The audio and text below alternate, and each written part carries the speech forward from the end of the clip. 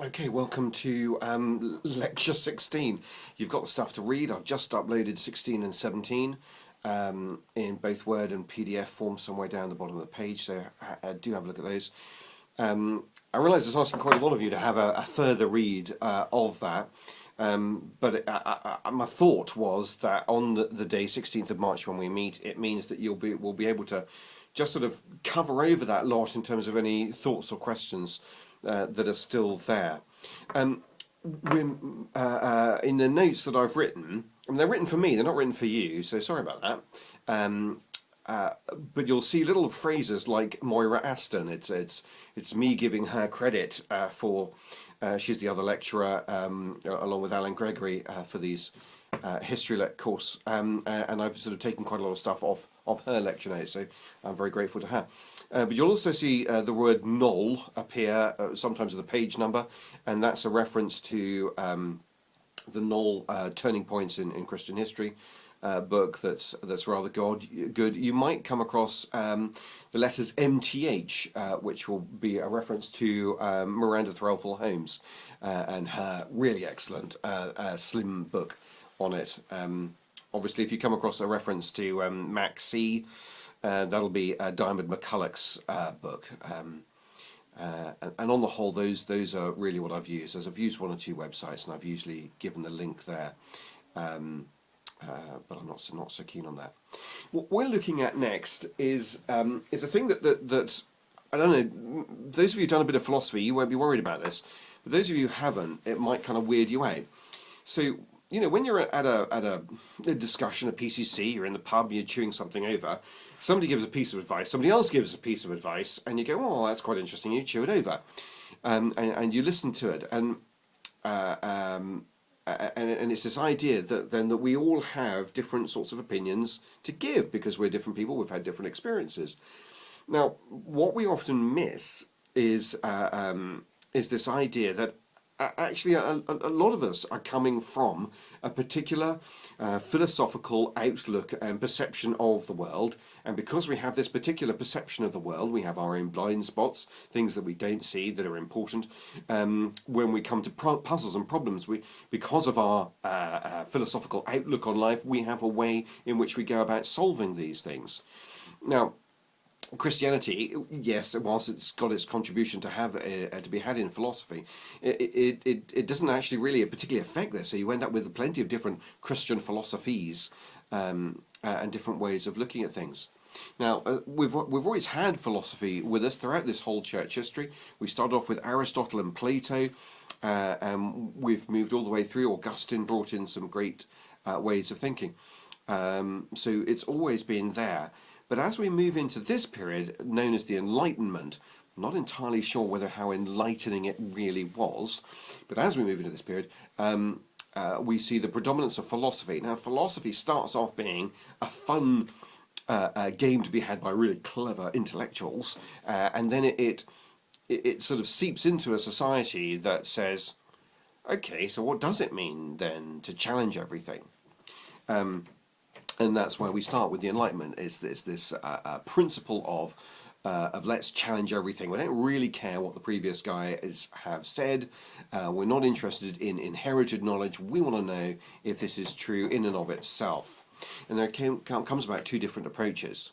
So the first approach, nicely summed up by Descartes, cogito ergo sum, I think, therefore I am. And this idea that maybe everything is a lie, is a fib, I don't know, are these even my phalanges, or is it my senses deceiving me? And so, well, the mere fact that I doubt that these are my hands means there must be an I to do the doubting. Aha! And so therefore I have discovered that I exist because I must be doing the doubting. Somebody's doing doubting and it's me. I think therefore I am. So how do I prove at least that I exist? I know that. There's lots of problems with it in itself, but that's really for a philosophy module. But I do commend that sort of thing to you if you find it fun. Meanwhile, there's a bunch of other people who go, look, it's obviously your hands, grow up, something stupid. But what we want to see is proof that this can happen again and again. that these continue to be my hands even in the next hour or two. Now, one of them, Descartes, has this idea of we can't trust our eyes, our senses.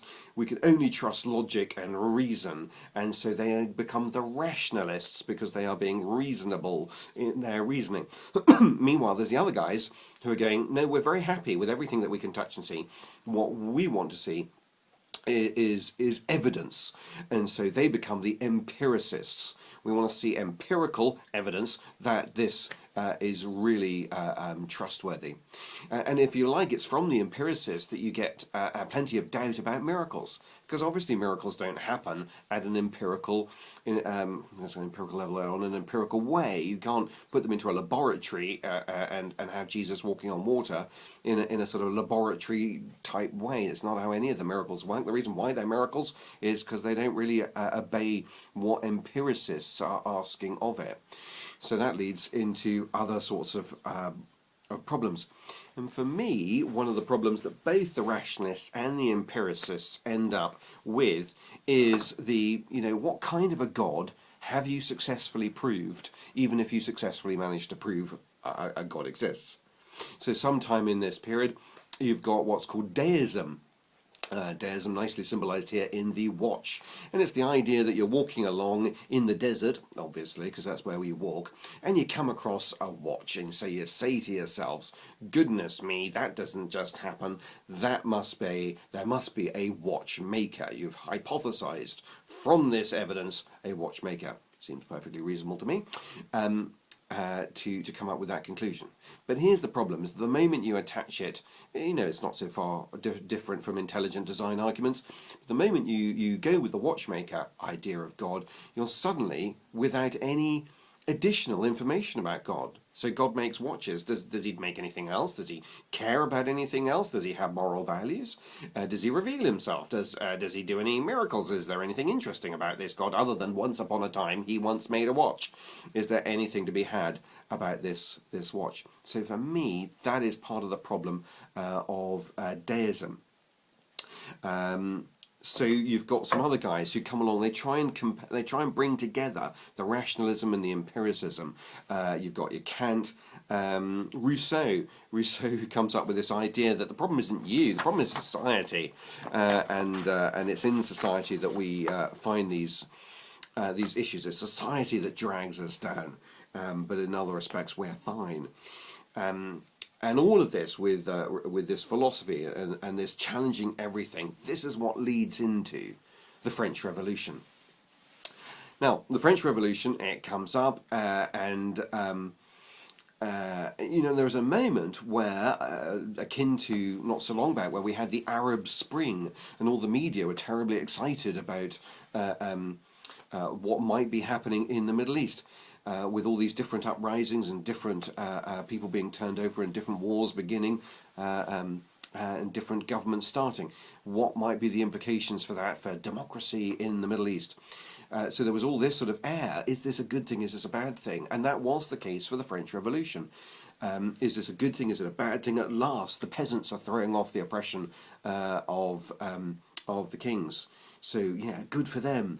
But then we discover how very quickly the French Revolution turns into throwing off one form of dictatorship and really replacing it with another. Now, if you're reading the Knoll book, really look out for this phrase, radical de-Christianization. Radical de-Christianization. He does like it a lot, and you should sort of underline some of those bits, because I think it's quite interesting, his perception of what is going on here.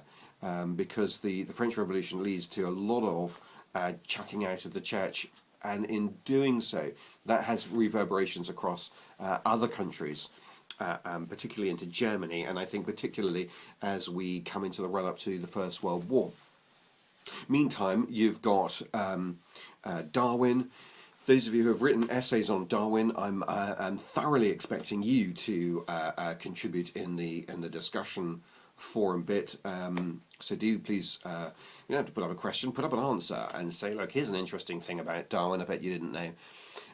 I don't talk in my lecture notes at all about his daughter who died after he prayed and prayed.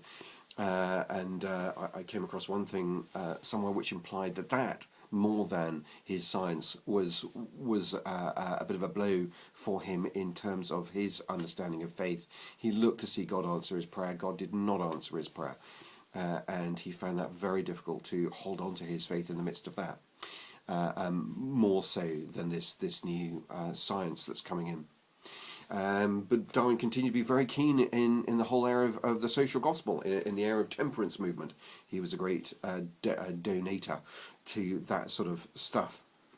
Meantime, you've got a rise of different folk who are getting involved in things. You've got William Carey, Count Zinzendorf. You've got other people like Grundtvig. Never heard of Grundtvig before. But isn't it great? There's been all these amazing saints doing godly Christian work. And we have no idea who they are, but it's because of them that the light of the faith has been kept alive in different countries. Some of them are mentioned here. They go on in this country to deal with slavery, child labour, the prison system. So the work and effort there has continued. Moving on then into the industrial age, and for me the two big things to be picking out of here, avoiding the romanticism of what that means, is looking at the slowness of the church to respond. Society has moved out of being a village and into being a town. And what are we doing as a church in terms of reaching out to these new people? And the answer is nothing. We're pretty much pants and rubbish at it. And so that's why the dissenters, the Methodists, the Baptists are able to more quickly get in there and start up their churches and so on. And good for them. Well done them. The other question, of course, that it's asking is, well, what do you think the Church of England is about? What is it for? And certainly there's this air that what it's about is about producing good gentlemen. And so this is really a Jane Austen imitation of what a vicar is supposed to be like. What are vicars really for? And then finally in this last bit, the Oxford movement and looking at what they do. There's two different theories about why they ended up ministering in the inner city. One is that bishops didn't really like them, and so they found it difficult to get jobs, and that's why they ended up getting the jobs that nobody else wanted at the inner city. And the other is that they discovered that that what they had to offer in the gloriousness of their worship, yeah, okay, in being posh and educated, but getting into where inner cities are, and in that way caring for and being with people and treating them in their humanity as godly human people. In doing that, they were able to bring a terrific bit of gospel, which is why we often see Oxford movement churches in inner city areas. It's two different approaches to that. Anyway, look forward to your questions below. Look forward to your answers as well, and that'll be great. I'm going to do one more to do with section 17. Bye.